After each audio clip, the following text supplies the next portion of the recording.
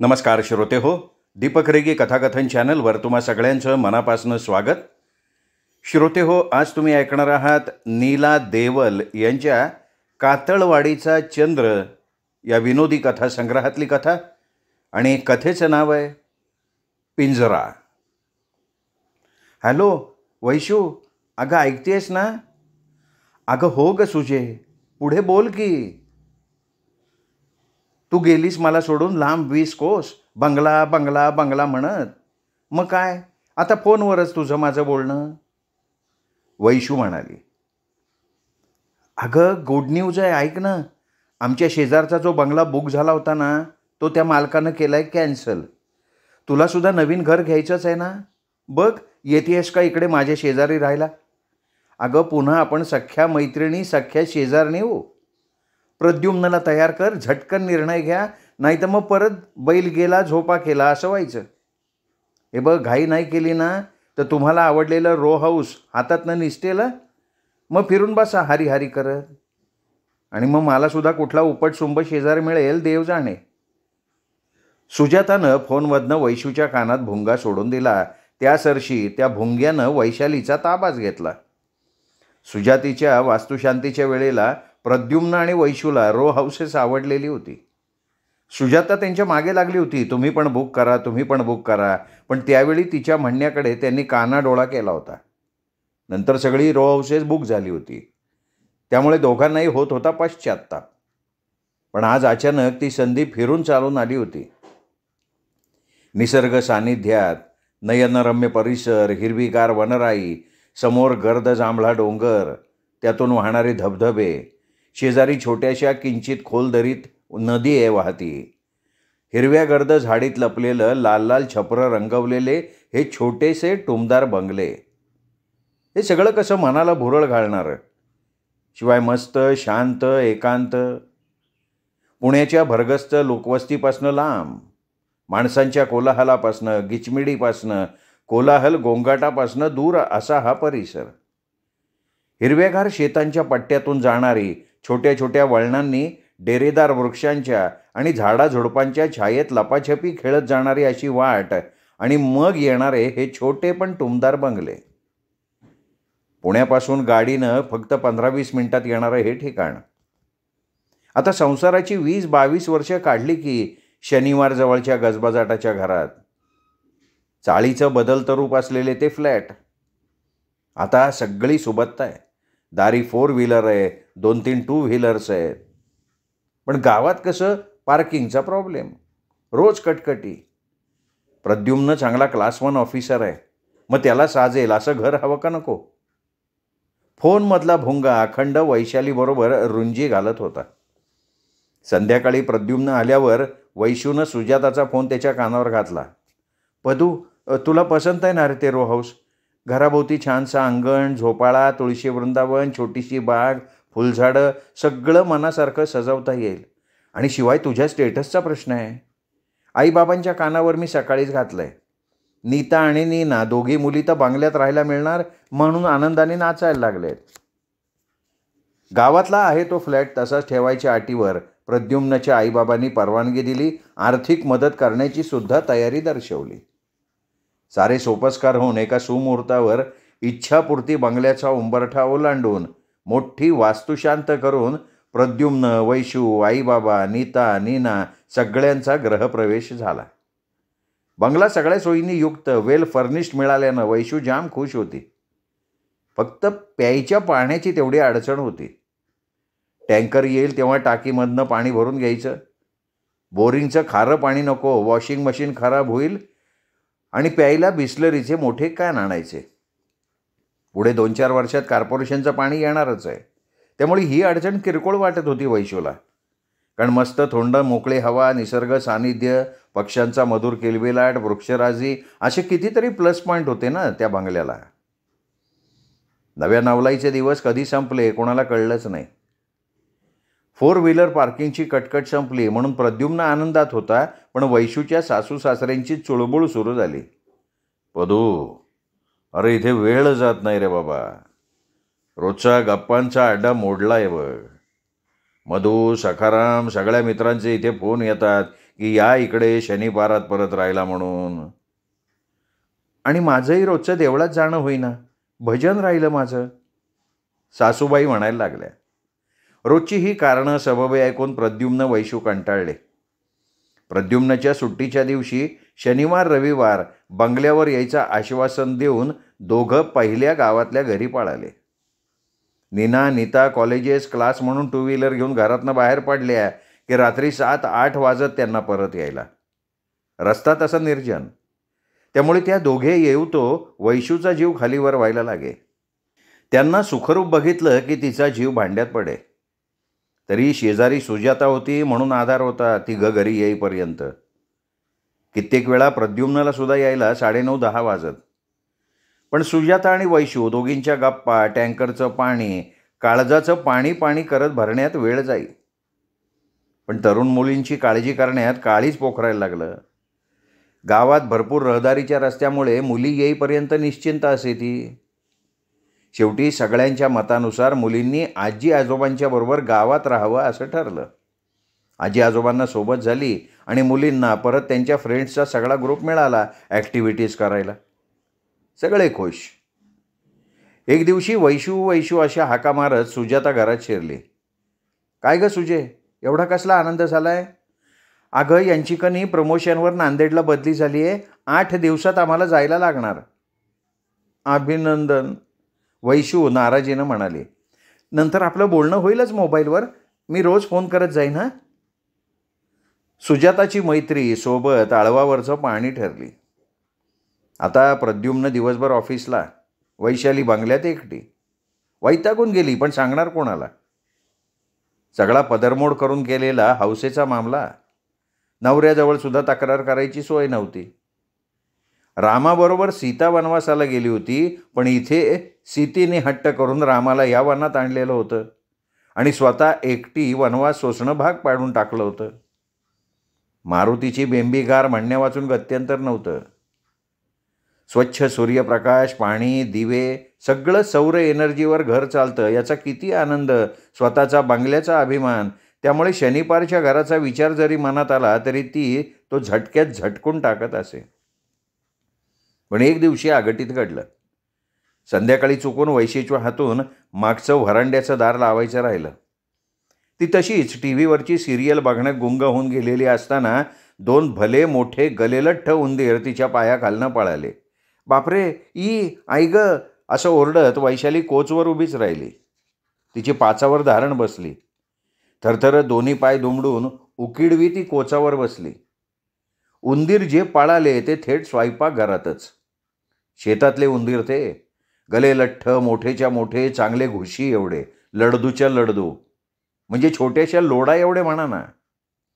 रात्री प्रद्युम्न घरी आला. काय ग वैशू, अशी का बसलीस उकिडवी कोचावर? थंडी बिंडी वाजतीये का? वैशूनं नकारार्थक मान हलवली. अगं मग काय झालंय काय? उंदीर उंदीर उंदीर असं म्हणत तिने स्वयंपाकघराकडे बोट दाखवलं. पद्या, अरे स्वयंपाकघरात बघ ना जा, बघ की रे लवकर, भले मोठे उंदीर शिरलेत आत. प्रद्युम्न स्वयंपाकघरात गेला. पद्या, दिसले का रे पद्या? तिने ओरडून विचारलं. छे ग, इथे मला तर एक सुद्धा दिसत नाहीये. हे बघ, मला जाम भूक लागली आहे, जेवायला वाढ ग लवकर. अरे पद्या, मी अजून किचनमध्येच गेलेली नाही आहे, तर स्वयंपाक कुठला करते मी? आज बाहेर जेवायला जायला लागणार. हे बघ बाई, आता बाहेर जायचं त्राण नाही हा माझ्या अंगात. प्रचंड थकलो आहे मी. चटकन ऑमलेट ब्रेड दे बनवून. नाईलाजानं वैशूने ऑमलेट बनवलं आणि सकाळच्या पोळी भाजीवर स्वतःचं भागवायचं ठरवून दोघं जेवायला बसली. सहज पाणी पिता पिता वर गेलेल्या डोळ्यांना लॉफ्टँगजवळ 2 काळ्या शेपट्या खाली लोंबत असलेल्या दिसल्या. पद्या पद्या पद्या, अरे ते बघ उंदीर बघ. पद्याचा घेतलेला घास हातात तसाच राहिला. खरंच की, आहेत 2 उंदीर. पद्यानं धुण्याची काठी उगारली. उंदीर झटक्यात लॉफ्टवरच्या छोट्या टँकच्या मागे अदृश्य झाले. पण सेल्फवरचा टी सेट मात्र काठीच्या भेटीला खळकन आवाज करत खाली आला. पद्या पद्या, अरे वरांड्याचं दार बंद केलंस? ग वैशू वेंधळे, मला कधी सांगितलंस तू? भावलट, एव्हाना उंदरांची पलटण घुसली असेल घरात. दार गच्च बंद करत प्रद्युम्न म्हणाला. कसं बसं स्वयंपाकघराचं दार बंद करून आतल्या उंदरांचा रात्रीपुरता बंदोबस्त करून टाकला, जेणेकरून ते घरभर पाळणार नाहीत. स्वप्नातही तिला उंदराच्या शेपट्या दिसत होत्या. जोर लावून तिने त्या शेपट्या ओढल्या, काठीचे 2 तडाखे दिले आणि स्वतःच्याच थोबाडीत बसल्यानं तिला जाग आली. हातात तिच्या स्वतःच्या केसांच्या बाटा होत्या. ती चरफडत उठली. सकाळचे 6 वाजले होते. पद्या, अरे उठ ना रे, मला चहा करायचा आहे, तुझा डबा करायचा आहे. अगं मग कर की, मला कशाला त्रास देतेयस? कूस बदलत पदू म्हणाला. अरे ऐक ना, तुझ्या सोबतीशिवाय मी स्वयंपाकघरात जाणार कशी रे? तिथे भले मोठे उंदीर राक्षस बसलेत की रे. मला फार भीती वाटते रे, त्यांनी माझ्या अंगावर उड्या मारल्या तर. पद्याला दरादरा ओढत ती किचनमध्ये घेऊन आली. पद्यानं दार उघडलं, पण दार उघडताना झालेल्या कडीच्या आवाजानं वैशू आणि पदूच्या डोळ्या देखत नळाच्या पाईपवरनं पळ काढत ते नववधूवर उंदीर जोडपं लॉफ्टँगच्या मागच्या सुरक्षित त्यांच्या बेडरूममध्ये अदृश्य झालं. वैशूचे डोळे किचन बघून पहिल्यांदा विस्फारले आणि नंतर पाझरायला लागले. चहा साखरेचे डबे एकमेकांच्या गळ्यात गळे घालून कट्ट्यावर गडाबडा लोळत होते. तेलाच्या किटलीतून स्त्रवणाऱ्या तेलधारांनी चहा, साखर, तेल यांचा त्रिवेणी संगम झालेला होता. तांदळाच्या डब्यानं झाकणापासून फारकत घेतली होती आणि उघड्या तांदळावर लेंड्यांनी रांगोळी काढलेली होती. कणकेच्या डब्यानं स्वतःच्या बंदिस्त झाकणानं नव्या पाहुण्यांची दाद फिर्याद घेतली नव्हती, पण त्यावरही लेंड्यांचा सडा पडलेला होता.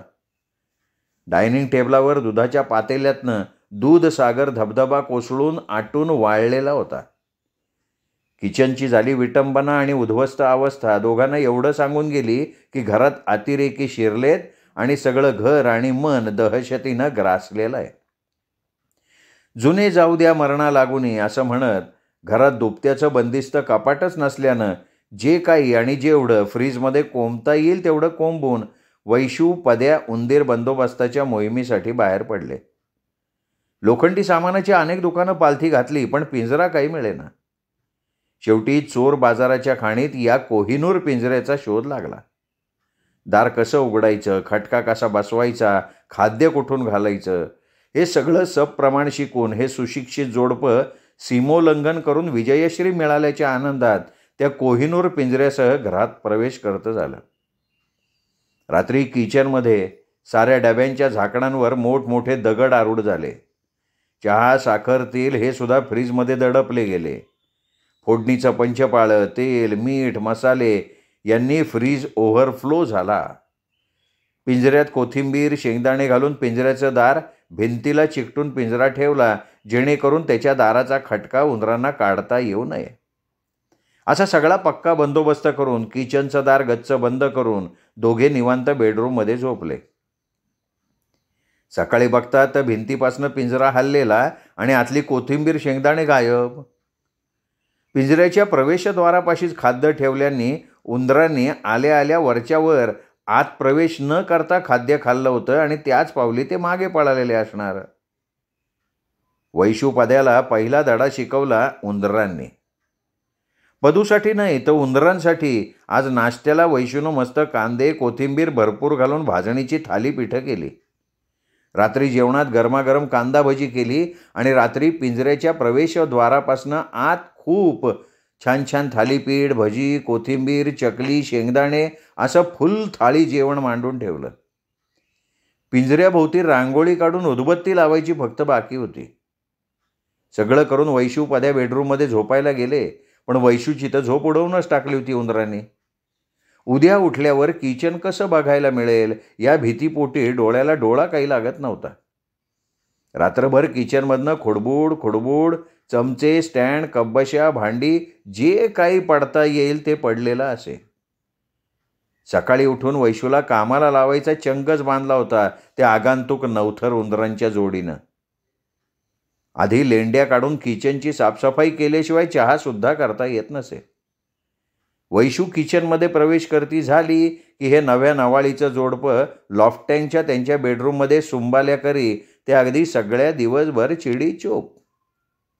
ती अडचणीची जागा त्यांनी इतकी परफेक्ट हुडकून काढली होती की शिडी लावून साधा बॅटरीचा झोतसुद्धा तिथे पोचू शकत नव्हता. वैशूनं किचनचं दार उघडलं आणि आधीरतेनं पिंजऱ्याकडे पाहिलं. सगळे जिन्नस जसेच्या तसे होते. उंदरांनी तिथे ढुंकूनही पाहिलेलं नव्हतं. अगं वैशू, उंदीर पिंजऱ्यात येतीलच कसे? या डायनिंग टेबलावरच्या पोळीच्या डब्यातली थालीपीठं खाऊन फस्त केली आहेत बघ. त्या झाकणावर दगड ठेवायचा विसरलीस तू, वेंधळी. पद्यानं वैशूवर मुक्ताफळं उधळली. मग घे आता हातात केरसुणी, कर साफसफाई. फिरूनी लाग कामाला, पदर बांधुनी. वैशू चडफडली. आता मात्र रोज रात्री ती पुरती सावधानता बाळगून भजी, वडे, कांदे, कोथिंबीर पिंजऱ्यात ठेवायला लागली.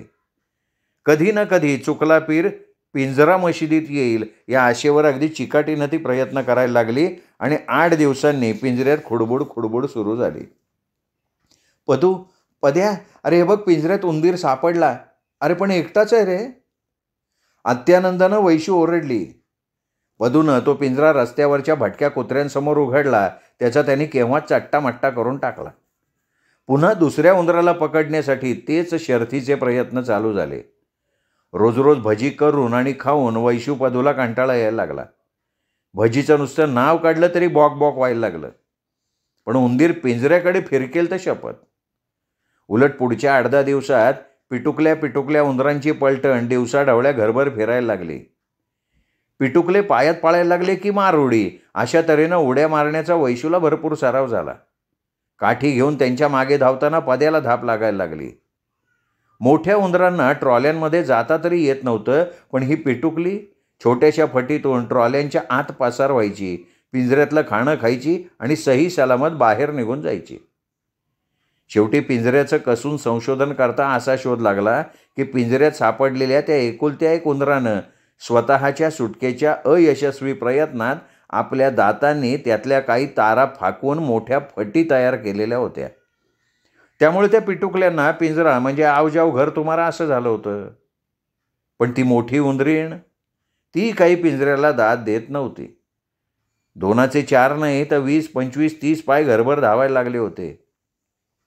मोरीत मोठ्या गांडूळ पैशाच्या खेड्यांचा वावर होता, पण बादलीभर पाणी ओतलं की ती मोरीच्या तोंडातनं नाही शिवायची. चिंचेच्या आकड्या एवढ्या मोठ्या रानपालींचा राबता होता, पण तो भिंतीवर आणि छतावर. हिरव्यागार झाडीमुळे गांधील माशी एवढ्या मोठ्या डासांचं गुंजन चाले. गुड नाईट, मॉर्टिन हिट सगळ्या कंपन्यांना उघड आव्हान देऊन ते वैशूच्या घरात सुखनैव राहत होते. दासबोधातल्या उक्तीप्रमाणे माझं घर म्हणतीस का, घर आमचंही आहे, असे सगळे कीटक प्राणी वैशूला हिणवत होते. हे सगळे प्राणी परवडले, पण उंदराच्या सुळसुळाटानं उच्छाद मांडलेला होता. आपल्या कहारी दातांनी किचनचा लाकडी बंद दरवाजा कुरतडून त्यातला भुस्सा पाडून एक छोटंसं भोग पाडलं होतं. त्यामुळे आता दरवाजा बंद करून फायदा काहीच नव्हता. उंदीर सगळ्या घरभर सुसाट पळत होते. वैशूनं पिंजरा बरोबर घेऊन पुन्हा चोर बाजार गाठला आणि त्या लुच्च्या चोर विक्रेत्याला पकडलं. अहो पिंजरेवाले, तुमच्या या पिंजऱ्यात कसाबसा एक उंदीर सापडला. परत मोठा उंदीर सापडायचं काही नावच नाही. अहो पिटुकली त्यात जातात, खातात, परत बाहेर येत आहेत. उपयोग काय तुमच्या पिंजऱ्याचा? नाही त्याचं इथं काय तुम्हाला सांगतो मी. पिंजऱ्याला आहे ना उंदराचा वास लागला बरं का. लागला पिंजऱ्याला उंदराचा वास लागला आणि मग त्या वासानं बाहेरचे उंदीर होत्यात सावध. ते पिंजऱ्याकडे फिरकतच नाहीत. आता पिंजरा उकळत्या पाण्यानं धुवून तो वास नाहीसा करावा लागतो, मग परत त्याच्यात उंदीर सापडतात बरं का. पिंजऱ्यावाल्यानं तसा सोयीचा सल्ला दिला. अहो पण तोवर त्या पिटुकल्यांचं काय करायचं? वैशू पिंजरा फिरून पिंजरेवाल्याला देण्याचं योजून म्हणाली. अहो ते काय आहे, नाही काय ते सोडून द्यावं. आपण पिटुकले उंदीर मोठं व्हायची वाट बघत बसायचं. हो, म्हणजे वाढत्या चंद्रकलेप्रमाणे वाढणारी पिटुकली आणि वाढती वंशावळ बघण्याचंच नशिबात आहे आमच्या बहुतेक. खरं सांगू का ताई, या बघा, मी तर कोणाला सांगत नाही, पण तुम्हाला म्हणून मी सांगतो. माझ्या घरी बी लय उंदीर आहेत, पण अहो या पिंजऱ्यात एक येईन तर शपथ. कसं आहे ना, पुढच्या पिढीला त्यांचे आजी आजोबा सावध करतात, त्यांना शिक्षण देतात की हा जो पिंजरा आहे ना, या पिंजरा वस्तूपासून 4 हात लांब राहावा. किती बी उत्तम खाण्याचे खमंग जिन्नस असले तरी मोहाला बळी पडू नका. या पिंजऱ्यापासून सावध राहावा, जायचंच नाही त्याच्याजवळ. त्यामुळं ती पिटुकली मोठ्या उंदरात रूपांतरित झाली ना तरी पिंजऱ्याकडे येत नाहीत. तुम्ही एक काम करा, हा चिमटा घ्या विकत चिमटा. त्याला ह्या इथं खोबरेचा तुकडा लावा आणि स्पिरिंग आहे ना ताणून लावा. खोबरं खायला उंदीर आला का खटका पडून उंदीर मिळालाच म्हणून समजा. नाही पण ताई, स्प्रिंग लावताना बॉट सांभाळा बरं का, नाहीतर तुमच्याच बॉटाचे तुकडे पाडायचे. वैशू मनात म्हणाली, नकोच ग बाई, ते उंदीर मारायच्या नादात मला काही शाहिस्तेकार नाही व्हायचं. शिवाय एकच उंदीर मारणार, उरलेल्यांचं फिरून करायचं काय. एखाद्या चिनी माणसाला आपलं घर मिळालं तर उंदीर बघून आनंदाने वेडा होईल तो. वैशू पिंजरेवाल्याकडनं नवीन ज्ञान आणि पिंजरा घेऊन घरी आली. एरवी झाशीच्या राणीच्या आविर्भावात 2 व्हीलरवरनं हिंडणाऱ्या वैशूच्या दोन्ही मुली बंगल्यात उंदराचा वावर सुरू झाल्यापासून फिरकल्याच नव्हत्या. पण वैशूला आणि पद्याला तसं करून चालणार नव्हतं. प्रश्न इभ्रतीचा होता.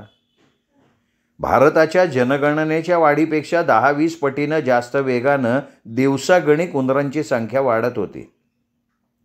शेवटी पद्याने एक गुबगुबीत सयामी मांजर आणलं. रोज त्याला दूधपोळी घालून त्याची घाण काढायची हा नवीन उद्योग सुरू झाला. मस्तपैकी दूधपोळी खाऊन ते सुस्तावून झोपायचं. उंदीर समोर पाठशिवणी खेळत असले तरी जागचं हालायचं म्हणून नाही. जणू काही ते शाकाहाराचं व्रत घेऊन जन्माला आलेलं होतं. नुसतं उंदरांना साक्षीरूपानं निहाळत बसायचं. अहिंसो परमो धर्म हे तत्त्व अंगीकारलं होतं त्या मांजराने. उंदराला मांजर साक्ष ही म्हण प्रत्यक्षात आली होती. शेवटी पदूने त्याला पोत्यात घातला, 10-20 किलोमीटरची सफर घडवली आणि लांब नेऊन सोडून दिलं. अहो, उंदराचा निपात करण्याच्या नादात पहिल्यांदा बाहेरचे इतर म्हणजे नाग, साप हे प्राणी आत येणार नाहीत ना याची दक्षता घ्या हो, कारण उंदीर तर त्यांचं भक्ष्य आहे. कुणाचा तरी फुकटचा पण लक्षात घेण्यासारखा सल्लासुद्धा मिळाला. घरचं झालं थोडं, व्याह्यानं धाडलं घोडं अशातली गत झाली होती. पण चित्ती असावे सावधपण या समर्थांच्या उक्तीप्रमाणे पदू वैशूनं प्रथम सर्व दारं खिडक्यांना आणखीन जास्तीची बारीक जाळीची दारं खिडक्या बसवून टाकली. पुढच्या शनिवार रविवार आजी आजोबा आले राहायला. पदू वैशूकडे म्हटले काही दिवस राहू.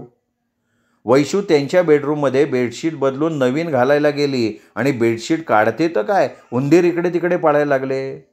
गाद्या तर जागेवर नव्हत्याच. तिथे फक्त कापसाचे गठ्ठे उरले होते आणि त्याच गठ्ठ्यात 1-2 ठिकाणी नुकतेच जन्मलेले डोळे मिटलेले 10-20 मांसाचे गोळे होते. गाद्या नावाचे ते कापसाचे गोळे पदूनं कसे बसे गुंडाळले. पण वैशूचं मन गहिवरलं. त्या अशराफ जीवांना बाहेरचा रस्ता दाखवायला तिचं मन धजावत नव्हतं, पण पदूनं ते काम केलंच. यमदूत शेपट्या हलवत बुभुक्षितपणे उभेच होते. कोवळ्या काकड्या कचाकचा खाव्या तसं कुत्र्यांनी त्या कोवळ्या जीवांचा क्षणार्धात फडशा पाडला आणि कॉर्पोरेशनच्या ट्रकमध्ये ते कापसाचे गठ्ठे पदूनं टाकून दिले.